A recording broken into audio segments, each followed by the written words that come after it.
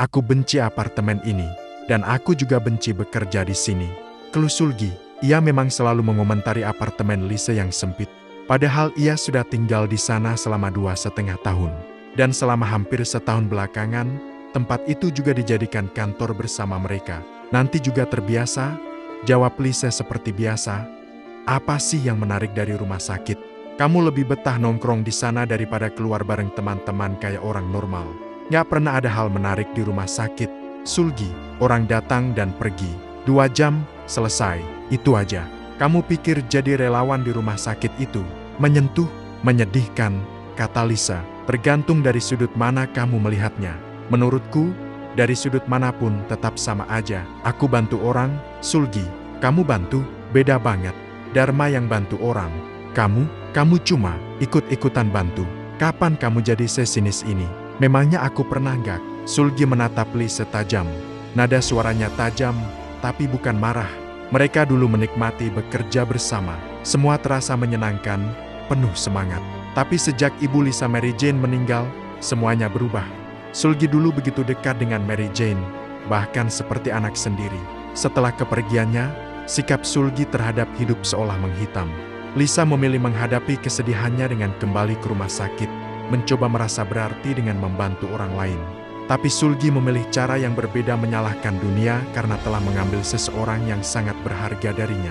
Lisa paham kepedihan itu, tapi dia juga tahu, sikap sinis dan marah terus-menerus bukanlah jalan keluar.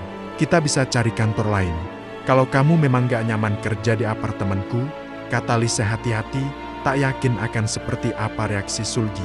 Bukan soal kantornya, balas Sulgi lalu apa? Fakta bahwa gak ada yang berubah. Aku terus berharap suatu hari aku bangun dan semuanya beda.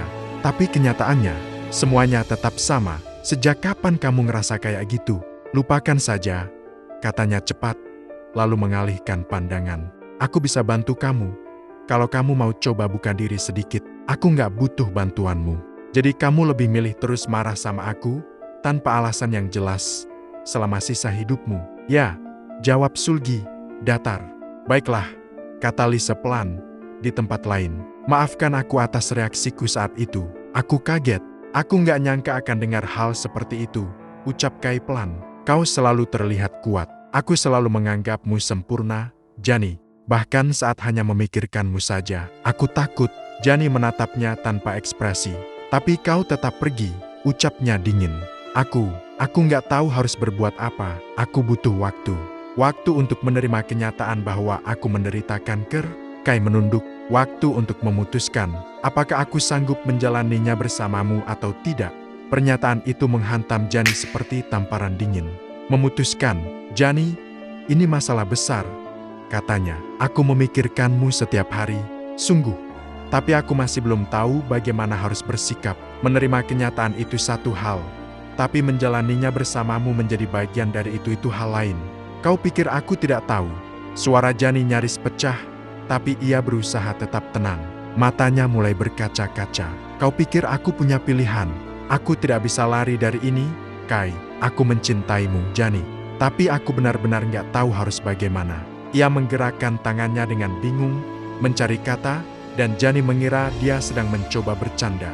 Tapi ekspresinya serius dan itu lebih buruk. Kau nggak tahu bagaimana mencintai seseorang yang mengidap kanker. Jani menyelesaikan kalimatnya untuknya. Kalimat itu terasa seperti luka terbuka. Maaf, bisik Kai. Percakapan ini nggak seperti yang aku bayangkan. Lalu bagaimana kamu membayangkannya, Kai? Tanya Jani. Suaranya tenang tapi tajam. Kai menarik napas panjang, frustrasi. Ini semua terlalu berat. Restoran sudah menyita seluruh waktuku. Aku nggak bisa ninggalin semuanya dan pulang untuk mengurusmu. Jani tertawa. Tawa keras yang pahit, putus asa. Siapa bilang aku minta kamu urus aku? Aku cuma butuh dukunganmu. Sekadar hadir. Suaranya gemetar. Tapi kamu bahkan gak bisa kasih itu. Aku gak yakin aku bisa terus begini, ucap Kai akhirnya. Ia berbalik, berjalan menuju kamar, tapi berhenti di ambang pintu. Maaf Jani, aku gak bisa. Aku gak bisa ada di sini untuk ini. Lalu dia masuk ke kamar dan menghilang dari pandangan. Ini bukan pernikahan dengan janji setia dalam suka dan duka. Tapi kalau dia benar-benar mencintainya, bukankah itu seharusnya menjadi bagian dari cinta? Kepergian Kai saat Jani berada di titik terendah hidupnya, itu tak bisa dimaafkan. Beberapa menit kemudian, suara pintu kamar terbuka. Aku akan kembali untuk ambil barang-barangku yang lain. Nanti, ucap Kai tanpa menatapnya. Lalu dia pergi. Begitu saja.